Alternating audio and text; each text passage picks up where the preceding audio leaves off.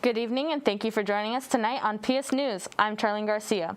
Coming up, the Notre Dame Cathedral awaits reconstruction developments in the Gabby Petito case. A boxer announces his run for Filipino's presidential seat, and more. Stick around.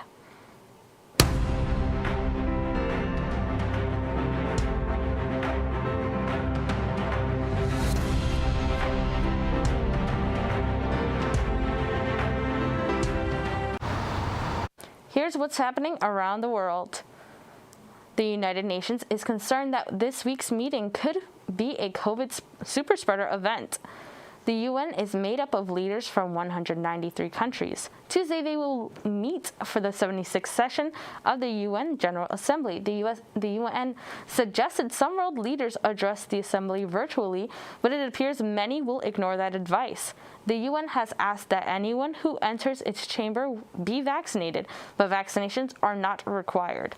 Experts note that there is an inequality of vaccines access around the world. According to the World Health Organization, more than 5.5 billion vaccines have been administered globally, but 73% of those doses went to just 10 countries. While the UN is designated an international territory, its headquarters is in New York City. The city has vaccine and mask mandates in place, including one that requires proof of vaccine to enter the indoor venues. New York Mayor Bill de Blasio specifically called out unvaccinated Brazilian President Jair Bolsonaro, who said he will be delivering traditionally this first speech in the Ongan Hall. De Blasio said, "If you don't want to be vaccinated, don't bother coming." The city will open a pop-up testing and vaccination site outside the UN headquarters. Paris's Notre Dame Cathedral is on track to reopen in 2024. The public body responsible for its conservation announced Saturday. According to a statement, the building has been made entirely secured.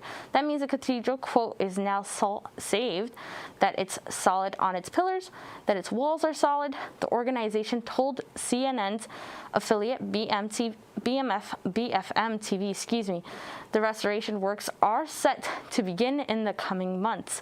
The 850-year-old church was partially destroyed following a fire in 2019. The plan is on course to fulfill President Emmanuel Macron's promise to the public that the reconstruction would be complete within 5 years of the incident. Police clashed with protesters at an anti-lockdown rally in Melbourne, Australia on Saturday.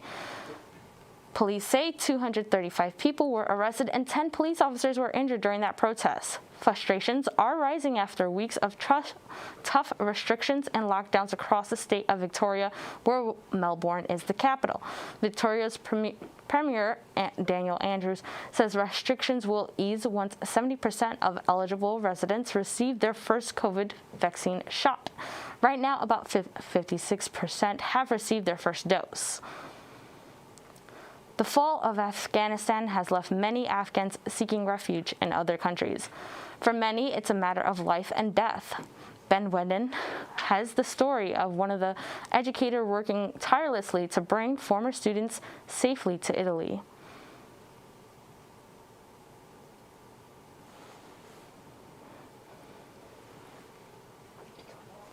The teacher and student met again. Celine Bafi found and ran a school in Kabul where Solija Dorasidi graduated 5 years ago. Last month, as the Taliban took over Kabul, Celine received the desperate message from a former student, "Don't abandon me." Celine found the Story Academy in 2013 with funds she won from the Rolex Award for Enterprise. The Academy used Afghanistan's age-old oral traditions as a means of education. Celine, more than 5,000 kilometers from Kabul, pulled every string she could to strangle places for her former students and their families on Italian military flights out of the Afghan capital. Solier and her family made it through pandemonium and onto a plane.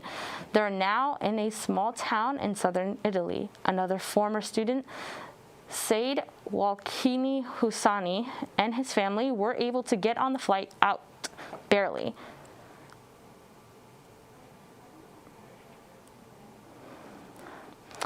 Celine, texted me and asked me to send her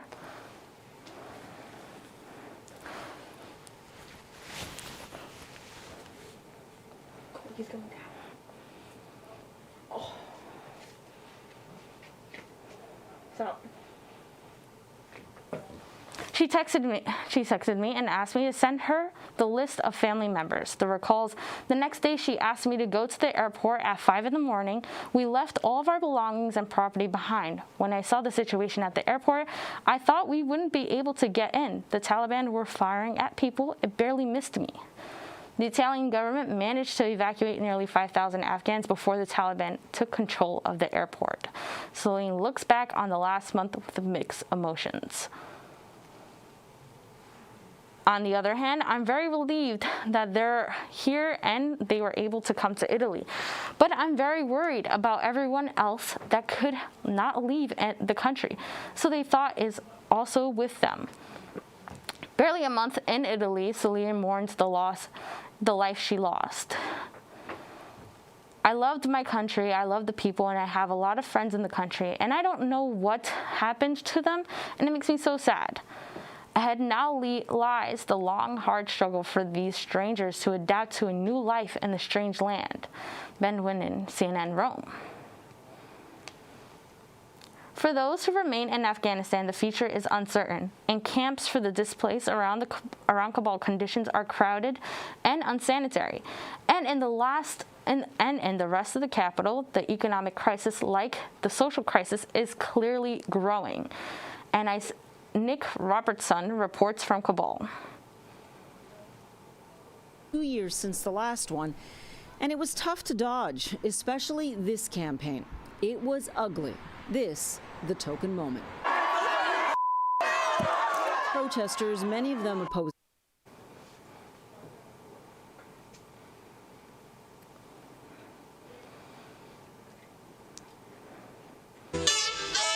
This is KINKS, which stands for Collectively Inspiring Natural Hair Students.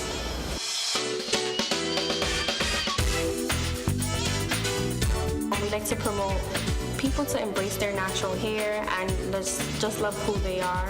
Every spring semester we have a hair show, so if you're interested in modeling, hairstylist, and a makeup artist, this is something to look forward to every spring.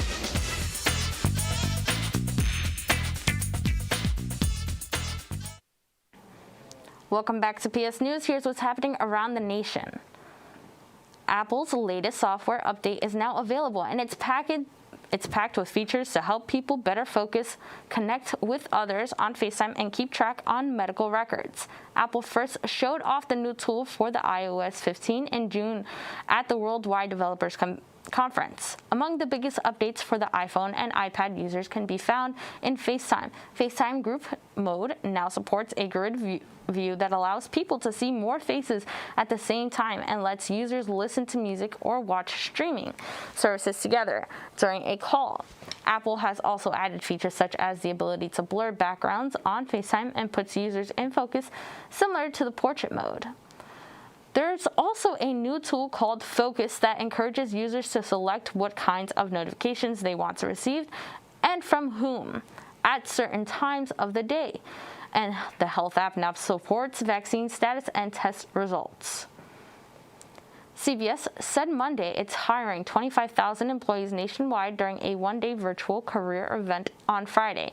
They're recruiting candidates for both clinical and retail jobs to support flu season and COVID vaccinations and testing. The pharmacy giant is looking for retail associates, pharmacists, pharmacy techs, and nurses. Most of the open jobs are for full-time, part-time, and temporary nurses, licensed for pharmacists, and trained pharmacy technicians. If you want to apply, text CVS to 5000. You can also go to CVS Health career website. Last month, the company raised its corporate-wide minimum wage to $15 an hour, taking full effect in July of next year. The Department of Defense says it will help move migrants who have gathered in Delro, Texas. Pentagon officials say the plan is to move them to other custom and border protection process facilities. Thousands of undocumented people have created a makeshift camp under the Del Rio International Bridge. Over the next month, officials say the DoD will provide air transport and supplement career CBP efforts. They expected to wrap on or before October 20th. Homeland Security Alejandro Mayorkas,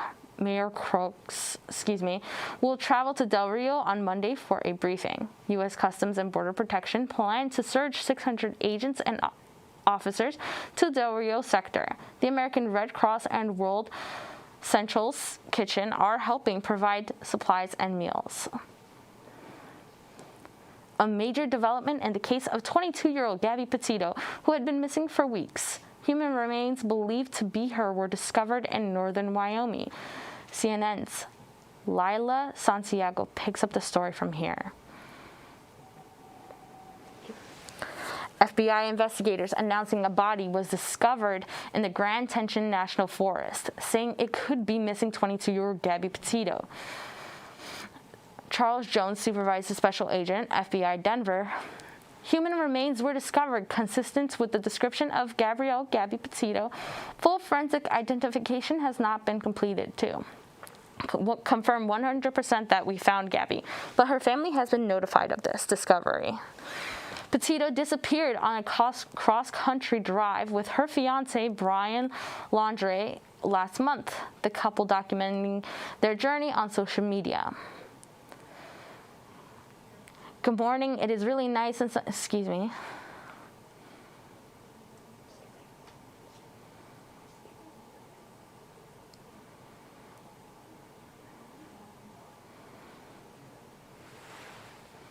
And now for Harrison Gereau, for sports for the evening. Welcome back to PS Sports. I'm Harrison Gereau. An officiating error is being blamed for a turnover in the Penn State-Auburn matchup this weekend. On first down, intentional grounding was called on Penn State, leading to what should have been 2nd and 15 for the Nittany Lions. But as you'll see here, the down marker says 3rd down.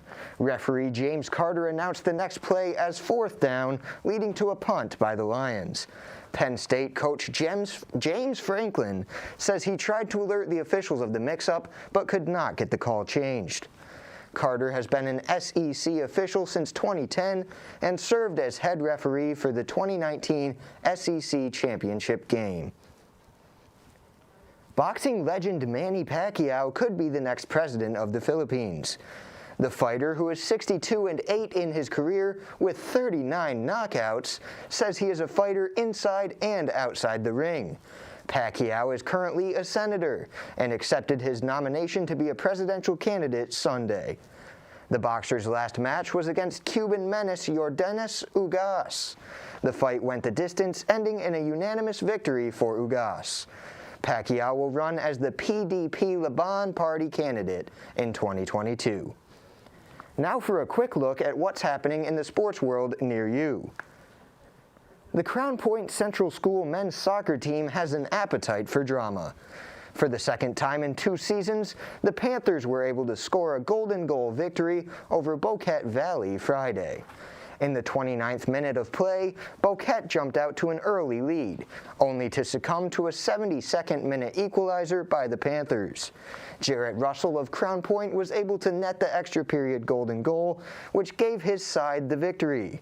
The goalkeepers for each side both made 6 saves in the outing. Back to you at the desk, Charlie. Thank you, Harrison.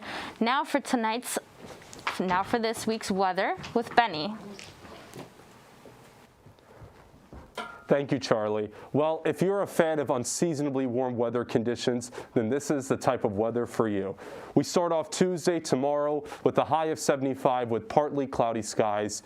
Wednesday, which is the first official day of autumn, 72, partly cloudy skies once again. We start off here on Thursday, once again 73, partly cloudy skies. We end the work week with 73, partly cloudy skies once again. But look at the start of the weekend, high of 79 with beautiful clear skies. So if you're a fan of this weather, please enjoy it while it lasts. Back to the news desk with Charlie. Thank you, Benny. Unfortunately, that is all the time that we have for tonight. Whether you're watching from home or on the go, you can find PS News on the Plattsburgh State Television YouTube page and social media at Plattsburgh State TV. Have a good night, Plattsburgh.